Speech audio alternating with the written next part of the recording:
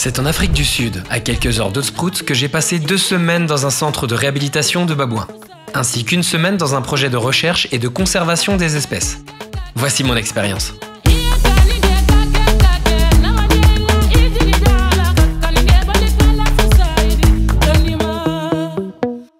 Pour réaliser ces missions, nous sommes passés par Volontaire Africa, une plateforme française qui propose plusieurs projets. Éducation enfants-animaux, centre de réhabilitation des babouins, soutien et développement communautaire, recherche et conservation et centre des reptiles. Dans ce docu-vlog, nous allons nous concentrer sur 2 de ces projets.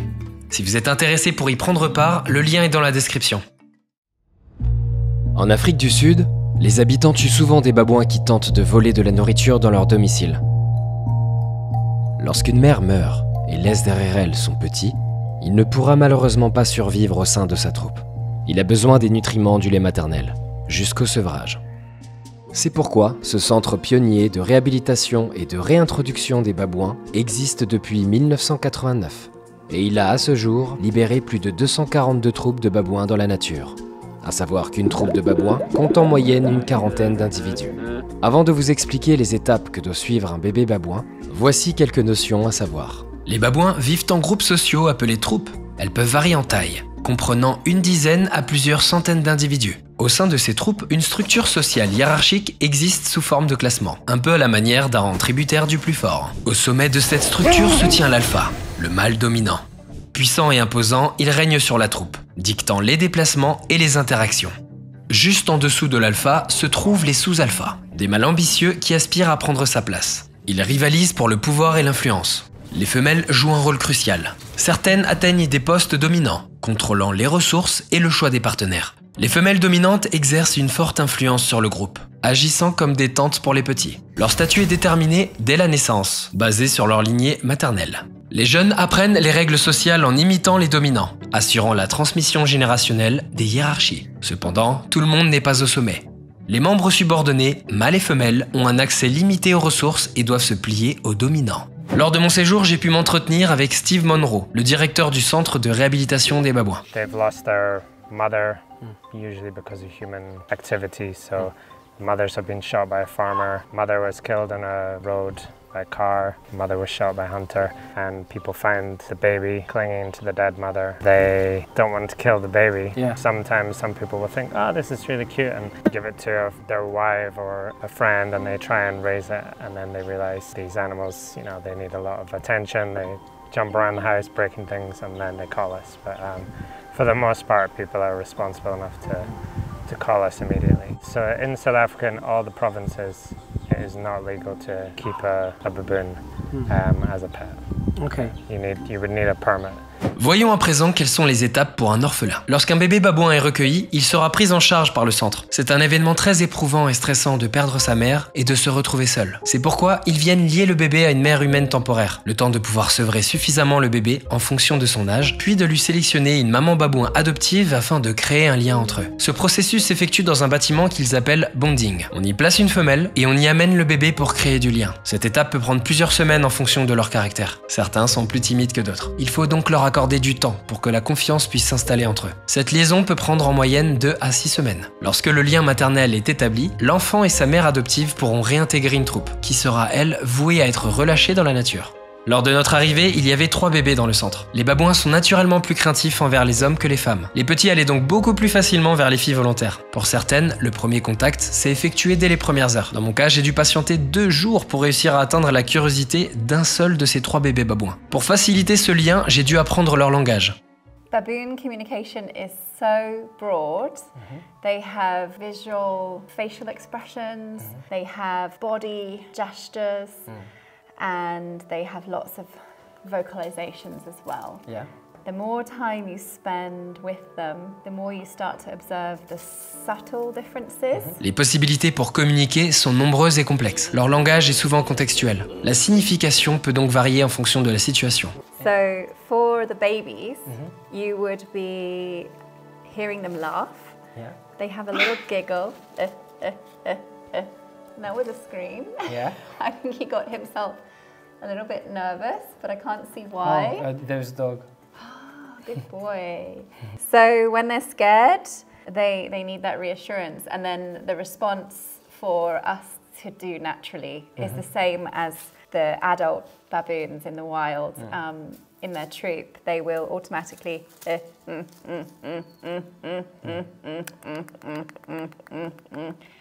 and that's a reassurance grunt. So we use grunting lots to reassure. When they fall and get a fright, the adults will always grunt. And you, especially being a male, when you grunt, you get a lot more excitement of a reaction from them compared to when I will grunt, being a female. Il existe tant de combinaisons et de subtilités dans l'art de la communication des babouins. Le lieu principal où les petits et les volontaires vont pouvoir passer la majeure partie de leur temps est la nursery. C'est dans cette pièce que les liens se créent. J'ai dans un premier temps pris la décision de m'allonger pour être au plus bas à leur niveau et ne pas générer de peur ou de stress. Seulement l'un d'entre eux fut intrigué par ma présence. Je vous présente Marshall, le plus jeune mâle des 3 avec qui je me suis lié. Ça a débuté par des rapprochements au niveau des orteils. Il était quelque peu intrigué par ma présence.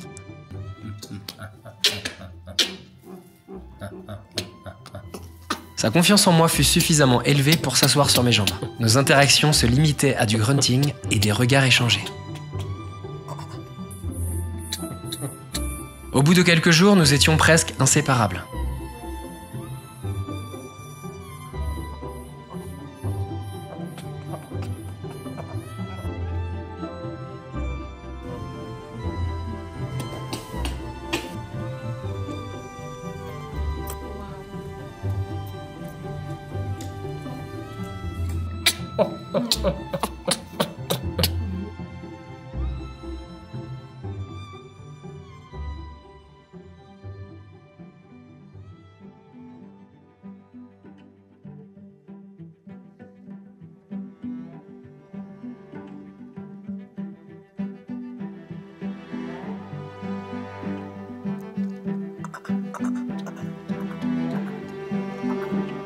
Lola a aussi pu gagner la confiance de Boo, une petite femelle.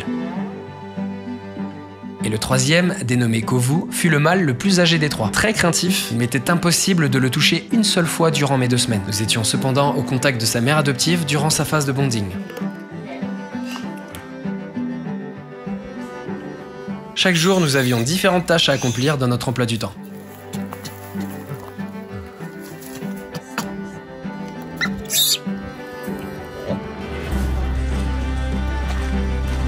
On va nourrir les lapins.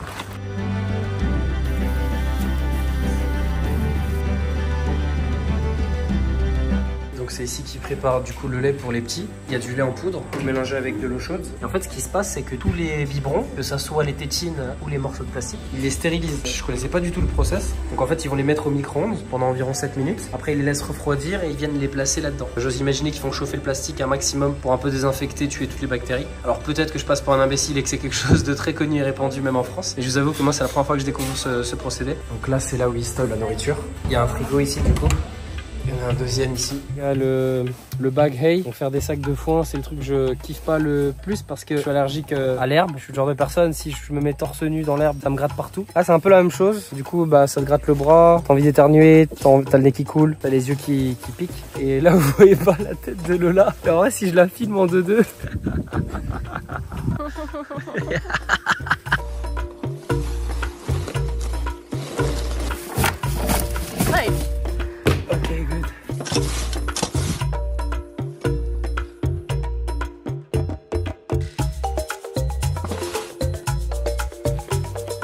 Les gars, vous avez pas l'odeur, hein, mais en fait, quand tu tombes sur une merde, tu le sens tout de suite. Parce que des fois, c'est pas forcément que de la merde, c'est simplement, comme ils appellent, du dust, un peu toute la poussière, la terre qui peut arriver dans les cages avec le vent et la pluie. C'est pas forcément que de la merde, mais des fois, il y a de la merde. Alors là, on finit de terminer les cages. On a nettoyé cette cage-là, il y a les babouins juste en face. Et il y a un babouin, je sais pas pourquoi il est resté là-haut.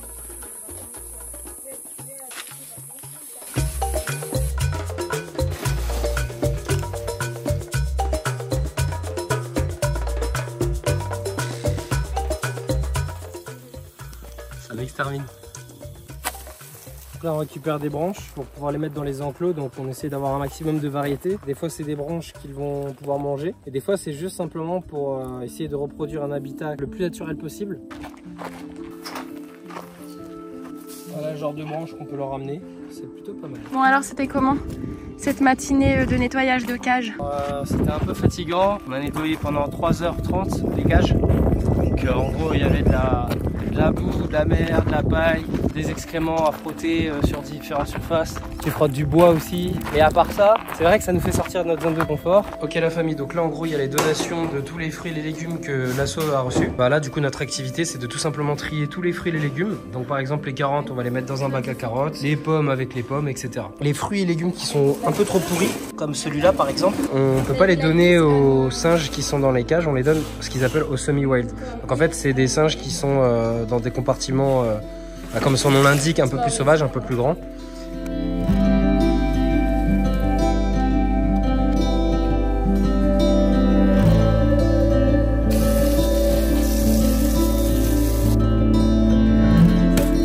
Donc ça c'est le planning des feed sacks. En gros, dans cette pièce, il y a plein de sacs en fonction des jours. Et en gros, hop, donc dans chaque feed sacks, en gros, on va mettre justement la nourriture en question. Du coup, tu as des fruits et des légumes en fonction de l'arrivage de chaque jour. Donc lorsque les caisses de nourriture sont vides, on vient tout simplement les mettre ici et on vient les nettoyer du coup, comme Sophia est en train de le faire. On les laisse sécher et puis après ça repart, on les range. Donc la nourriture, quand tous les sacs de nourriture sont prêts, ils les laissent à côté.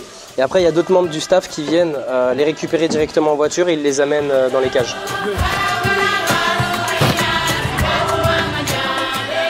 Ok la famille, donc là on s'apprête à aller nourrir les babouins dans l'enclos. Donc il y a énormément de nourriture, on est vraiment loin des sacs de nourriture qu'on préparait dans le micro kitchen. Ouais là il y a je sais pas combien de kilos mais ça se compterait presque en tonnes.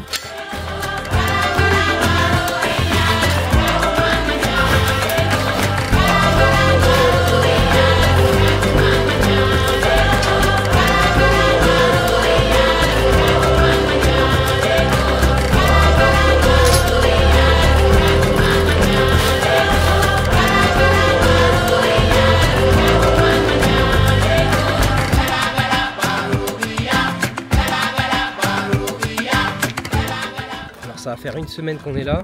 Au début, j'avoue que c'était énormément difficile pour moi parce que je faisais des réactions allergiques, donc que ce soit au foin, la chaleur aussi, énormément de boutons. J'avais le nez qui coulait, j'avais tout le temps envie d'éternuer, mes yeux qui brûlaient et qui coulaient aussi. Dans ces conditions, travailler, nettoyer les enclos et tout, c'était pas ouf. Oh, il y a des sangliers là-bas. Oh la dinguerie. Attendez. Oh la dinguerie, il y a des sangliers. Il y a des Pumbaa, putain. Excellent. Au début c'était vraiment compliqué mais après on finit par prendre le pli. Et là bah ouais tout va bien. On s'est habitué en tout cas à la météo. Je fais plus de crise d'allergie. On arrive à se lever très facilement, très aisément le matin. Donc là en l'occurrence on se couche très tôt. Donc dès 6 h du soir il fait nuit. Et vers 20 h, 21 h t'as déjà envie de dormir quoi. Je crois qu'il t'a adopté non? Ah ouais non mais là on se déplace. Il est derrière moi là.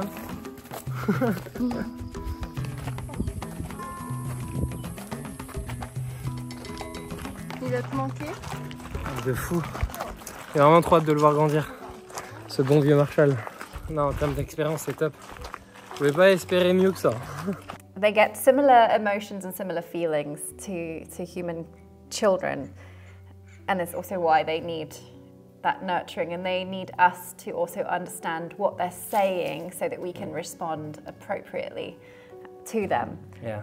So it's really important that you learn their language so that you are responding appropriately. Yeah. When you meet another person, our normal reaction is to smile. Hi, how are you? In primates, the smile is a subordinate, don't hurt me. I respect you, Yeah. I'm here to be a friend, I'm not here to hurt you. They say that the human smile evolved from that behavior, from that communication, from that facial gesture. So that fear, that we call it a fear grimace, and that is how they say the human smile evolved. So it went from fearful to, okay, we're friends, all right? And then the lip smack, I don't know really how you can explain that in our language, Yeah. except for just hello, nice to meet you. They do respond. Notre aventure a été profondément enrichissante. La connexion avec Marshall, ce petit primate à l'intelligence captivante, m'a profondément touché. Cette expérience a éveillé en moi un désir d'explorer davantage le monde fascinant des primates. À présent, nous allons découvrir un centre de recherche et de conservation des espèces. Cette organisation de conservation existe depuis 2004. Elle elles se consacrent à la recherche et à la conservation de la faune. Leur mission est de fournir un soutien durable aux réserves de gibier et d'améliorer la connaissance et la sensibilisation à la conservation. Petite parenthèse, les Big Five désignent 5 des plus grands mammifères africains: le lion, l'éléphant d'Afrique, le buffalo d'Afrique, le rhinocéros et le léopard. Ces animaux sont souvent les points forts des safaris et symbolisent la richesse et la diversité de la faune africaine. Dans cette organisation, il y a 2 campements. Le camp principal en dur, équipé d'une piscine, est un lieu très convivial. Nous pouvons être amenés à croiser régulièrement des Nyala, une antilope du sud-est de l'Afrique. Le deuxième camp est le Bush Camp. Des tentes sont installées au cœur de la réserve. L'ambiance y est beaucoup plus sauvage. Donc ici les gars, c'est la cuisine. Comme vous pouvez le voir, il y a Lola qui est en train de préparer à manger. Tu dois mettre 22 œufs là? Pour faire quoi? Je sais même pas. Donc là en fait il y a une sorte de menu et en fait ils ont mis ça en place pour éviter déjà de 1 le gaspillage, mais aussi on va dire pour les trous de balles qui savent pas trop cuisiner, la gazinière, les épices, plats, les couverts, réfrigérateur avec congélateur. Là il y a des bonbonnes de gaz. Ça c'est notre générateur on va dire de courant d'électricité. Il se charge tout simplement avec des panneaux solaires. On a une multiprise pour tout le monde mais en vrai ça va. Ils ont pas trop d'appareils électroniques donc on est plutôt bien. Là c'est le lavabo. Ici il y a la table à manger. Ici c'est là où il y a le feu de camp. On va se poser pour manger etc.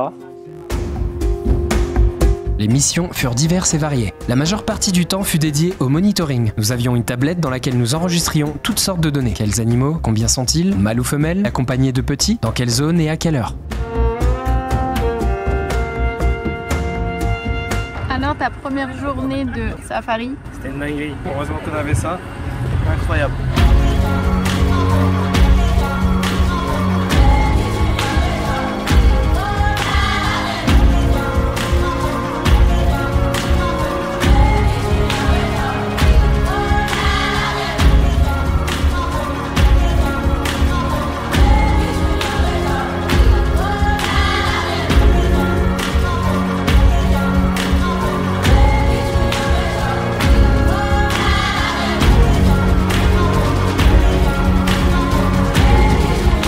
L'une des expériences les plus excitantes fut de dormir à la Belle Étoile dans cette gigantesque réserve. Les rangers ont choisi un endroit bien dégagé. Nous avions un périmètre de sécurité à ne pas franchir. La pleine lune fut l'unique condition pour réaliser cette nuit en plein air. Nous étions par binôme pour effectuer des tours de garde. Chaque duo se relayait toutes les heures.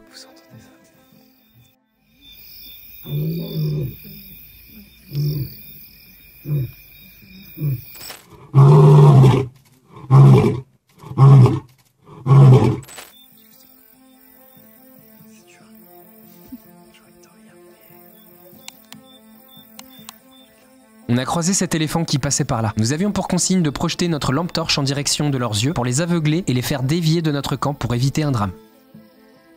De temps à autre, nous pouvions faire du nettoyage et de la préservation de la savane. Donc là, la mission du matin, donc en gros tous les arbres qui dépassent là, on va faire 1 mètre d'écart. Donc on a les outils pour tout couper en fait, tout simplement. Et là, il y a madame qui est en train d'opérer. Ça coupe pas bien ça. Ça coupe pas bien? Tu les mets avec la scie. J'arrive. Tu vois là-bas par exemple, il y a aussi un gros truc qui pousse, qui commence un peu à empiéter sur la route. Donc pour libérer le chemin, on fait l'espace. On vient de couper au moins 4 d'entre eux, des trucs comme ça là. Et la machette est à la scie. Franchement c'est dur, mais c'est très satisfaisant. Pour se défouler c'est trop bien.